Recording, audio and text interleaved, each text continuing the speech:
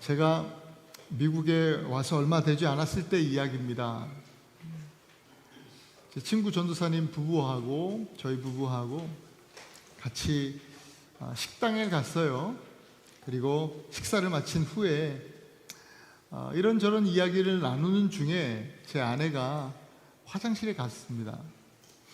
그럼 저희가 재미있게 이야기하고 웃고 그렇게 시간이 흐르는데, 아니 화장실에 가면 금방 와야 되는데 안 오는 거예요. 10분, 20분, 한 30분이 지나도 안 와요. 이거 왜 이럴까? 문제가 있나 싶어가지고 걱정이 돼서 우리 전도사님 사모님께, 사모님 한번 좀 확인해 주세요, 한번 가봐 주세요, 부탁을 드렸어요. 그 다녀오시더니 큰일 났대요. 제 아내가 화장실에 쓰러져 있는 거예요. 그래서 아내를 데리고 병원의 응급실에 갔어요. 동네 응급실에, 저희 살던 지역 응급실에 가니까 제 아내 친구가 이제 간호사들이 있어서 도움을 줬는데 저보고 빨리 나오래요. 저희가 보험이 그때 없어가지고 거기 있으면 큰일 난다고, LA의 모 병원, 큰 병원으로 가면 거기에서 이제 여러 가지 소셜 서비스가 있으니까 그쪽으로 가라. 그래서 또 아픈 아내를 데리고 또 그쪽으로 갔어요. LA의 큰 병원이에요. 다운타운의 한복판에 있어요. 들어가서 응급실에 접수를 했죠. 이제 응급실에 들어왔으니까 됐다 싶었어요. 그런데 이름을 부르지 않는 거예요. 금방 치료받고 금방 해줄 줄 알았는데 이름을 부르지 않는 거예요. LA 한복판이라 그런지 저희가 기다리고 있는데요, 막 총 맞은 사람, 막 피 철철 흘리고 어디 뼈 부러진 사람, 뵐 사람이 다 들어와요. 정말 사람도 어떻게 그렇게 응급실에 사람이 많은지 너무너무 참 눈으로 보기에도 참 민망스러울 만큼 정말 어려운 사람들이 많더라고요. 그래도 제 아내도 지금 죽게 생겼거든요. 겉으로 보기에는 멀쩡한데 막 너무 힘들다는 거예요. 너무 아파서 죽으려고 그래요. 근데 이름을 안 불러요. 겉으로는 멀쩡해 보이니까. 몇 번씩 가서 데스크에다가 제가 얘기를 했는데, 어필을 했는데 기다리라는 말뿐이에요. 기다리래요. 저희가 응급실에요, 저녁 7시에 들어갔거든요. 근데 의사를 그 다음날 아침 8시에 만났어요. 13시간을 기다렸어요. 그동안 다 낫어. 통증이 다 없대. 우리 와이프는 이제 다 낫대. 안 아프대. 이제 또 하도 그냥 오랫동안 기다리다 보니까. 그때는 속으로 병원 사람들 욕도 많이 했죠. 근데 지나서 생각해 보니까 응급실에는 응급한 사람들, 위급한 사람들이 먼저 치료받는 게 맞죠. 힘들었지만 그 다음날 아침에 의사를 만나고 진료를 받고 또 원인도 알게 됐고, 제 아내는 수술을 받았거든요, 그때. 그래서 지금은 보다시피 건강하게 있습니다. 그때를 돌아보면 분명히 환자 명단에 제 아내 이름이 분명히 올라가 있었는데 부르질 않으니까, 아니 잊혀졌나? 아니 이름이 지워졌나? 없어져 누락됐나? 이런 생각이 계속 들었습니다. 그래서 수시로 계속 확인하고 계속 얘기했죠. 왜 이야기를 하냐면 하박국이 지금 바로 그러한 자리에 있습니다. 자기 차례가 오지 않는 것 같아요. 잊혀진 것 같아요. 오늘 그러한 이 하박국의 기다림 속에서 우리는 믿음의 원리를 좀 찾아보고자 합니다. 기다리라고 하시는데 도대체 어떻게 기다려야 하는가? 첫째, 파수하는 성루에 서서 기다리라 말씀하십니다. 파수하는 성루에 서라는 거예요. 1절 말씀 같이 읽어볼까요? 시작. 내가 내 파수하는 곳에 서며 성루에 서리라. 그가 내게 무엇이라 말씀하실는지 기다리고 바라보며 나의 질문에 대하여 어떻게 대답하실는지 보리라. 하박국은 지난 시간들 통해서 봤죠. 하박국이 탄식을 쏟아놓잖아요. 질문을 쏟아놓습니다. 또 자기의 어떤 고뇌를 막 하나님 앞에 다 쏟아놓았습니다. 그리고 당장 내 눈앞에 펼쳐지는 그런 시대적인 상황이 너무나 시급한 문제처럼 보이지만 하박국은 성급하게 결론 짓지 않고요, 성루에 올라갔습니다. 내가 내 파수하는 곳 성루에 서겠다. 나의 파수하는 곳, 다른 사람이 아니라 내 파수하는 곳이라고 분명하게 얘기하고 있어요. 먼저 성루라고 하는 것은 높은 곳이에요. 도시에서 가장 높은 곳 성루입니다. 여기에 올라가겠다는 거예요. 뭐 때문에? 이유는 앞에 나오는 파수가 목적이에요. 이유예요.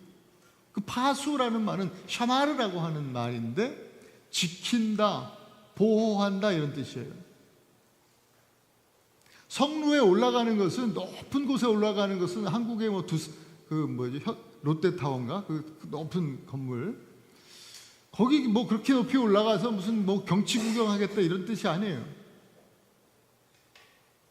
성루는 그래도 성 안에 성 밖에 이런 데보다는 좀 안전한 곳이니까 글로 올라가서 피신하겠다 이런 것도 아니에요. 목적이 뭐예요? 성 안에 있는 사람들을 지키고 보호하기 위해서, 샤마를 하기 위해서 내가 성루에 오르겠다 라고 지금 하박국은 얘기하고 있어요. 성루는 피난처가 아니라 사명의 자리인 거예요. 성루로 도망가라는 얘기가 아니라 성루에 오르라는 것은 사명의 자리에 바로 서라는 것이죠. 저는 이 말씀 묵상하면서 등대가 생각났어요. 등대 이미지가 떠오르더라고요. 등대의 사명은 참 독특하지요. 등대는 배가 오면 반갑다고 막 맞이하러 나가지 않습니다. 배가 바다에서 좌초될 위기에 처해 있어도 나가서 배를 구하지 않습니다. 그냥 그 자리에 서서 빛을 비출 뿐입니다. 밤새 비바람을 맞고 사람들이 알아주지 않는다고 해도 등대는 그 자리에서 빛을 비추는 것, 그것이 등대의 사명입니다. 자기 생각대로 내가 있고 싶은 데 있는 것도 아니고 맡겨진 자리에서, 언제나 맡겨진 자리에서 서서 빛을 비추는 것이 등대의 사명이죠. 하박국이 파수하는 성루에 선다라고 하는 것은 바로 이 등대와 같은 사명을 감당하겠다는 말이에요. 나의 감정을 따라서 움직이는 것이 아니라 하나님께서 맡겨주신 그 자리에 내가 서 있겠다는 거예요. 내가 뭘 하겠다라는 게 아니에요. 지금 유다가 지금 엄청난 좌초 위기에 있잖아요. 내가 가서 구하겠다는 게 아니라 내 사명의 자리, 기도의 자리, 예배의 자리, 여길 지키겠다는 거예요. 구원하는 일은 하나님이 하시잖아요.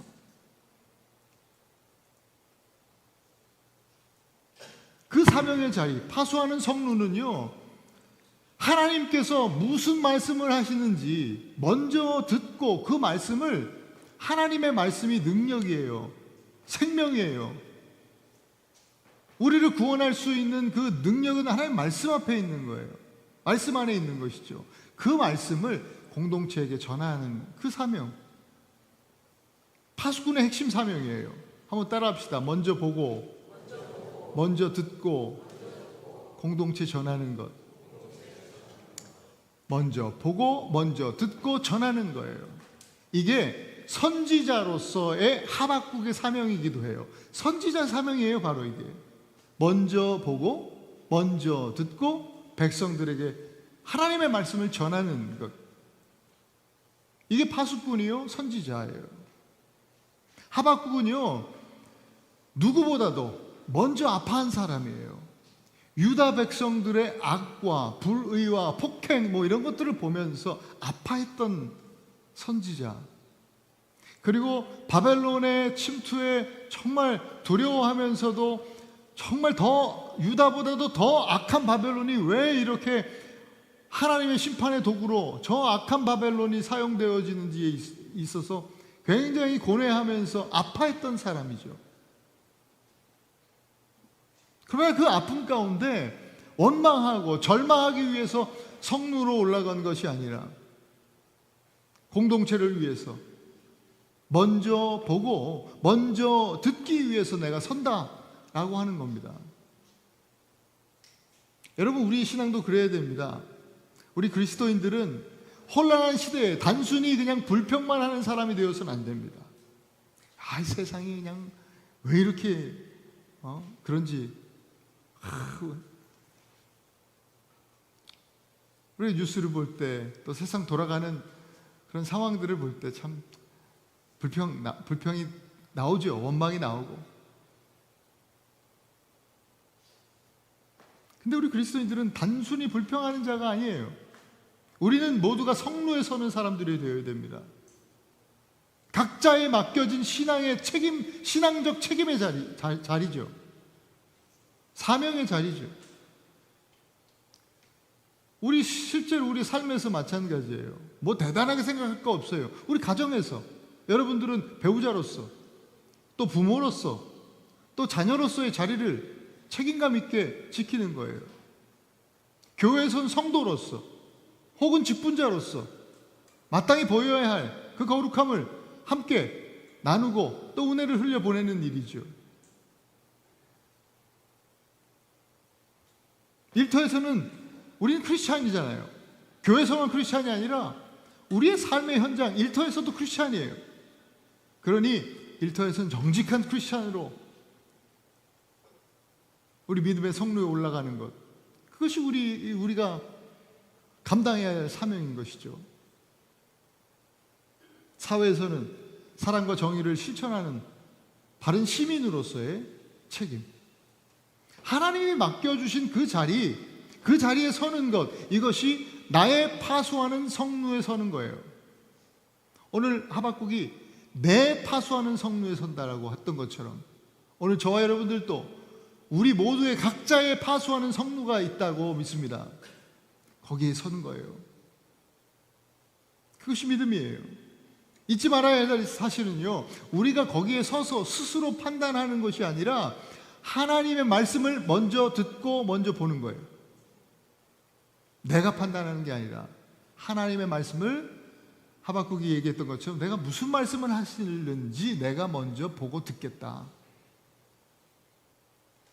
그리고 들은 말씀을 어떻게 해요? 내 가족들에게, 내 친구들에게, 우리 이웃들에게 전하는 것이죠.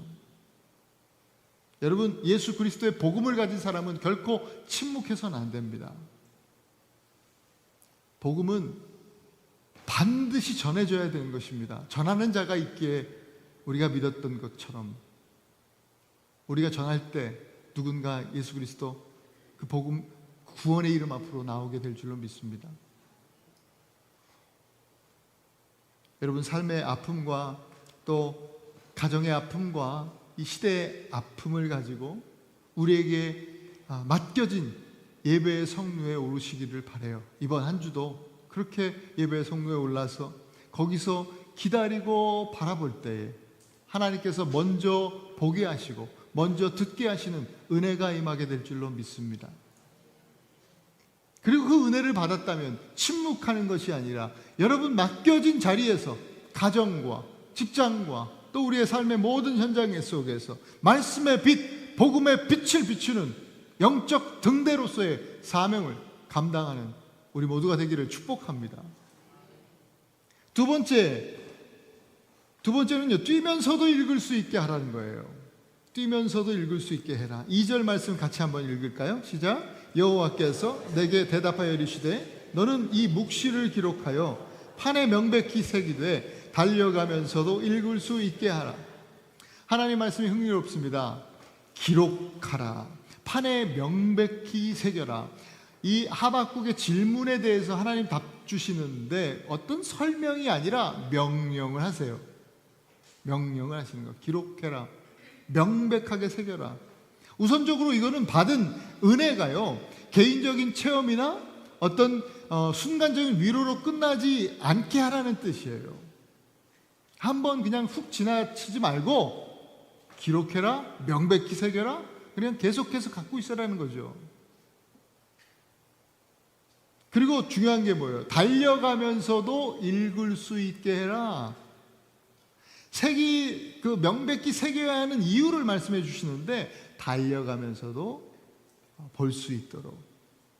여러분, 달리면 시선이 얼마나 흔들리겠습니까? 그 흔들리는 시선으로도 볼 수 있게 하라는 거예요. 그러니까 쉬워야 하겠죠. 아주 명확해야 할 겁니다. 바쁘게 달려가는 사람도 분명히 보고 알 수 있도록 그 말씀을 기록해라. 여러분, 우리의 감정은 차갑다가도 뜨거워지고 뜨겁다가도 차가워집니다. 수시로 변하죠. 예배 시간에는 은혜가 넘치는 것 같고 뭔가 좀 가슴이 뜨거운 것 같은데 그냥 주차장만 나가도 좀 그렇죠, 그죠? 마음이 무너질 수 있어요. 말씀 듣고 결단을 했는데 내일 월요일인데 이제 내일 또 직장 나가면 그 직장에서 만나는 누구 때문에 다 엎어질 수 있어요. 우리 기억은 또 얼마나 약합니까? 돌아서면 잊어버리잖아요. 저는 차키를 자주 잊어버려요. 차키를 들고 차키를 찾는 거예요. 차키를 들고 분명히 여기 들고 있는데 차키가 어디 갔냐고 계속 찾고. 아마 비슷한 경험들이 많이 있나 봐요.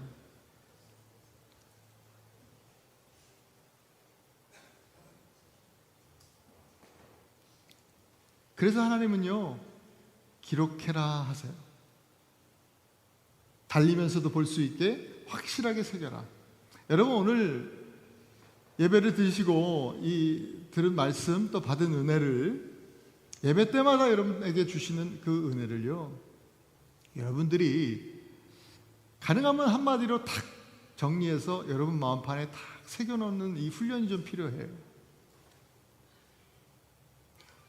한 주간 열심히 달리시면서도 그 말씀을 언제든지 들여다볼 수 있도록. 제가 응급실에 갔을 때 이야기를 서두했잖아요. 데스크에 몇 번 갔었어요. 그 직원이 하는 얘기가, 야, 네 이름 여기 다 써놨어. 기다려. 다 여기 기록해놨어. 그때는 조급하고 답답하니까 계속 가서 물어봤지만 지금 생각해보면 그 말은 내가 잊지 않았다. 다 기록하고 내가 잊어먹지 않았어. 조금만 기다려. 그런 뜻이었어요. 그러니 여러분, 기록하라라고 하는 하나님의 말씀은요, 하나님이 우리를 잊지 않으셨다라는 말이에요. 이사야 49장 16절 우리 한번 같이 읽어볼까요? 짧아요. 시작. 내가 너를 내 손바닥에 새겼다. 하나님께서 하신 말씀이에요.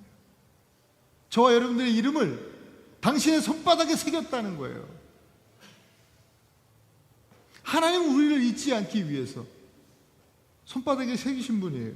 그렇다면 하나님의 자녀된 우리는 하나님의 말씀을, 우리 아버지의 말씀을 우리 마음판에 새겨야 하지 않겠습니까? 하나님이 우리의 이름을 사랑으로 새기셨다면 우리는 하나님의 그 약속을 믿음으로 새겨야 하는 것입니다. 뛰면서 읽을 수 있게 하라는 말씀이요, 저의 목사인 저의 마음을 더 뜨겁게 했어요. 사실 제 기도 제목이기도 하거든요. 우리 학생들, 청년들, 유학생들이, 또 우리 청년들, 공부하는 친구들이 시험 기간에도 언제든지 탁 생각나고 붙들 수 있도록, 우리 직장인들이 출근길에도 생각하면서 붙들 수 있도록, 떠올릴 수 있도록, 여러 가지 불안한 그 삶을 살아가는 이민자들의 가정에서 함께 식탁에 모였을 때 또 떠올리면서 함께 묵상할 수 있도록, 바쁘게 달려가는 여러분들의 삶의 현장, 삶의 자리에서 그렇게 말씀을 붙들 수 있도록 전해드리고 싶어요. 이를 위해서 나름 힘쓰고 있지만 여러분도 저를 위해서 기도해 주셔야 돼요. 이게 동력이에요. 공동체의 동력이죠. 그리고 여러분 또한 마찬가지로 저처럼 강단에 서진 않지만 여러분 삶의 강단에서 서시는 분들이에요. 여러분 주변의 사람들이 여러분으로 인해서 마음판에 뭔가 메시지를 새길 수 있도록, 이 애나볼을 떠나는 우리 형제 자매들이 있으면 여러분들을 통해서 하나님의 말씀과 은혜와 그 사랑이 그들의 가슴에 새겨질 수 있도록 그렇게 살아내시는 것이죠. 우리 모든 지체들이 이 치열한 경쟁 사회에서 살아가면서 막 흔들릴 때마다 우리 교회는 정말 이 은혜에 굳게 서라, 붙잡을 수 있는 말씀을 남기는 그런 우리 애나바 한인교회가 될 수 있기를 소망합니다. 기록된 말씀의 중심에는요, 언제나 말씀의 중심에는 예수 그리스도가 있습니다. 여러분 구약 성경을 보더라도 예수 그리스도를 바라봐야 됩니다. 연결해서 보시는 겁니다. 왜요? 요한복음에 보면 요한은요 예수님을 말씀이라고 부릅니다. 태초에 말씀이 계셨다. 그 말씀이 육신이 되어 우리 가운데 거하셨다. 그렇게 표현합니다. 그러니 우리가 말씀을 새긴다는 의미는 단순히 그냥 말씀 암송하는 어떤 그런 것이 아닙니다. 말씀을 새긴다라고 하는 것은 살아계신 말씀, 곧 예수 그리스도를 붙드는 일입니다. 예수님을 붙드는 일이에요. 사랑으로 우리의 이름을 손바닥에 새기신 우리 하나님처럼 우리를 위해서 십자가에 달려 죽으신 예수 그리스도, 구원의 이름, 그 예수 그리스도를 우리 마음판에 새기고 날마다 주님 붙들고 사실 수 있기를, 그렇게 승리하실 수 있기를 축복합니다. 마지막으로 세 번째, 비록 더딜지라도 기다리라고 말씀합니다. 이 3절 말씀입니다. 같이 한번 읽습니다. 시작. 이 묵시는 정한 때가 있나니 그 종말이 속히 이르겠고 결코 거짓되지 아니하리라. 비록 더딜지라도 기다리라. 지체되지 않고 반드시 응하리라. 아멘. 하나님은요 하박국에게 이번에는 시간의 원리를 가르쳐 주십니다. 정한 때가 있다는 겁니다. 우리는 이것을 아주 자주 망각합니다. 그러니 초조하죠. 답답하죠. 그러나 여러분, 하나님께서 저와 여러분들 향한 정한 그 때를 하나님께서 정하셨다, 갖고 계신다라는 사실을 우리는 기억해야 됩니다. 하나님의 계획이 있다, 하나님의 섭리가 있다라는 것이죠. 근데 하박국에게 있어서는 이게 모든 게 늦어 보였어요. 유다의 악은 그대로고 하나님의 심판도 당장 임하지 않는 것 같고 바벨론은 여전히 건재하고, 그런 상황 속에서 하나님께서 하시는 말씀이 더디지 않을 거야 라는 말씀을 주신 게 아니에요. 비록 더딜지라도 기다리라. 우리가 사실 무너지는 지점이 여기에요. 우리가 당하는 그 문제를 우리가 만나면, 우리 삶의 어떤 큰 문제를 만나면 충격받죠. 힘들죠. 근데 더 힘든 건 뭐예요? 그 문제가 오래 가는 거예요. 안 끝나. 계속 문제가 해결되지 않고 오래 가는 거, 그때 우리는 무너져요. 힘들어요. 병이 길어지는 것, 빨리 낫지 않고 몸이 계속 아파요. 너무 힘들지요. 자녀의 변화가 보이지가 않아요. 우리 사랑하는 자녀들이 빨리 주님께 돌아왔으면 좋겠는데 무너지는 거예요. 우리 진로 문제가 빨리 해결이 안 돼요. 그렇게 기도하는데 우리 비자 문제는 어때요? 이민자로 살아가면서 이 신분의 문제는 너무너무 힘들잖아요. 언제까지 기다려야 되는지 요즘 같아서는 더더욱 힘들어요. 그럴 때, 그런 모든 회복이 지연될 때 우리의 마음이 굳어지죠. 하나님이 잊으신 건 아닌가? 그런 생각이 또 올라와요. 여러분, 빵은 그 빵 반죽을 하고 바로 빵이 되는 게 아니잖아요. 기다리는 시간이 있어야 되잖아요. 그래야 부풀고 또 그 시간이 지나야 빵 맛이 제대로 나는 거잖아요. 마찬가지로 기다림이라고 하는 것은요, 그저 시간적 낭비가 아니라 완성의 시간이에요. 완성하는 시간이에요. 기다리는 가운데에도 그 시간에도 우리 눈에 보이지 않지만 계속해서 변화는 일어나고 있다. 그 사실을 우리가 기억해야 할 것입니다. 우리 믿음의 선진들도 참 믿음의 사람이라고 하는 믿음의 선배들 다 보면 그 기다림의 시간, 그 신앙의 성숙과 완성의 시간을 다 지냈습니다. 아브라함이 그 약속의 아들을 기다렸습니다. 어릴 적 꿈을 꾸었던 비전의 사람, 꿈의 사람 요셉이 그 꿈의 성취를 위해서 오랜 시간 종이 되고 감옥에 가면서도 절망하지 아니하고 기다렸습니다. 이스라엘이요, 애굽에 들어간 이후에 애굽에 들어가서 페로가 바뀌면서 갑자기